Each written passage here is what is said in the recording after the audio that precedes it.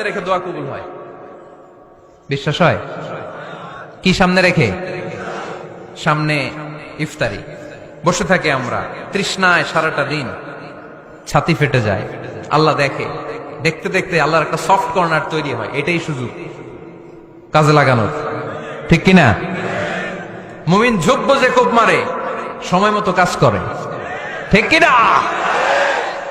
আল্লাহ তখন ফেরেশতাদেরকে জিজ্ঞেস করে, এই ঘটনা কি? খায় না যে? খায় না কেন? আল্লাহ রোজা রাখছে। এগুলো কি? রোয়াবজা, পেঁয়াজ, আলুর চপ, বেগুনি, মুরগির রান। খায় না। খায় না কেন? ওরা যে ক্ষুধার্ত। আল্লাহ আপনার ভয়ে। তাই কি চায়? আল্লাহ আপনার কাছে ক্ষমা চায়। ক্ষমা চায়, আল্লাহ রহমতের দরিয়ায় জোশ খেলে যায়। আল্লাহ তখন বলে, আমারে দেখছে নাকি ওরা? ফেরেশতারা বলে, না দেখে নাই। আমার জান্নাত জাহান্নাম দেখেছে? না দেখে নাই। আমারে না দেখে, জান্নাত জাহান্নাম না দেখে আমার এত ভয় করে। যাও, আজকের এই রোজার বিনিময়ে এখন বান্দা যা চাইবে সব কবুল করে নেব।